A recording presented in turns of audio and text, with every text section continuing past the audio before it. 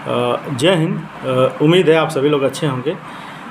इस वीडियो में हम बात करेंगे कि BEO 2022 की वैकेंसी कब आएगी, नोटिफिकेशन कब जारी होगा।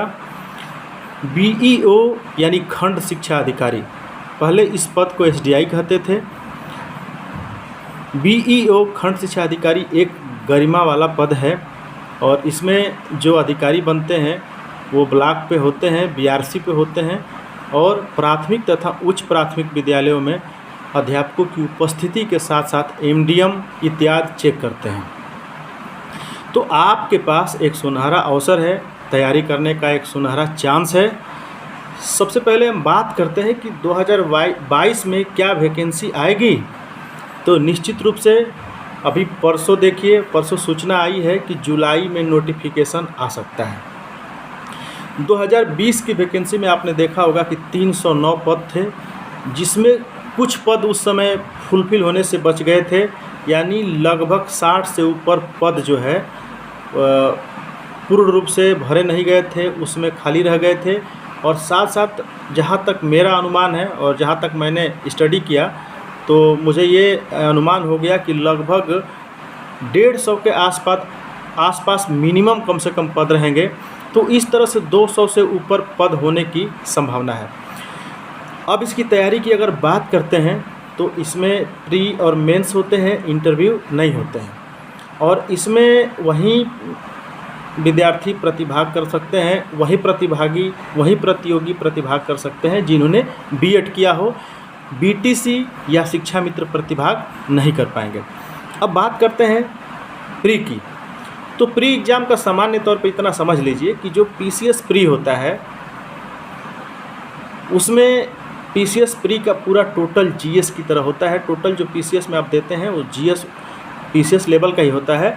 उसमें मैथ्स और रीजनिंग भी जोड़ दिए जाते हैं और इसमें 120 क्वेश्चंस होते हैं और इस तरह से प्रत्येक क्वेश्चंस 2.5 का होता है या पूरा जो पेपर होता है 300 का होता है। तो इसमें ध्यान देने की ज़रूरत है कि जो प्रारंभिक परीक्षा है इसमें आपको क्वालिफाई करना ज़रूरी है। पहले दौर की परीक्षा है, महत्वपूर्ण है, तो इसकी तैयारी आप अभी से शुरू कर दीजिए।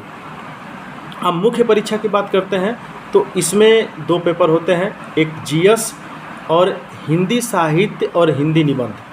तो GS का जो पेपर होता है वो 200 का होता है, हिंदी साहित्य और हिंदी निबंध भी 200 के होते हैं, यानी टोटल 400 का आपका मेंस एग्ज़ाम होता है।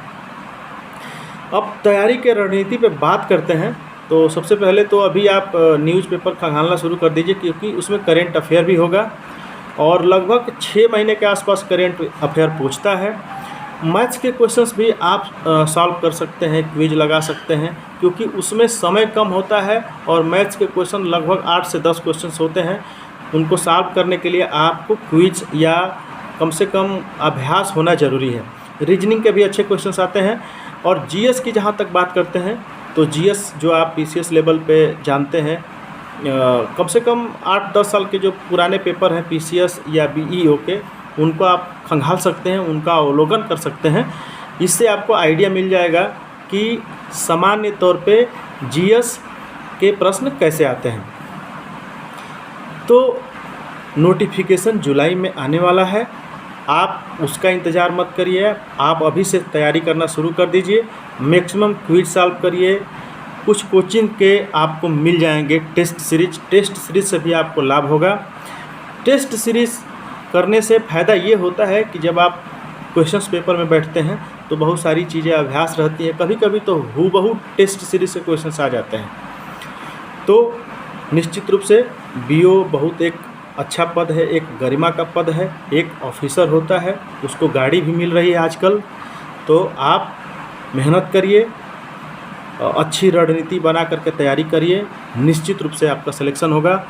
इन्हीं सब शुभकामनाओं के साथ अगर आपको वीडियो अच्छी लगी होगी तो वीडियो को लाइक कीजिए, अपने दोस्तों के बीच में शेयर कीजिए और चैनल को अभी तक सब्सक्राइब न किया हो तो ये मेरा बिल्कुल नया चैनल है, इसको आप सब्सक्राइब कर दीजिएगा। जय हिंद, जय भारत।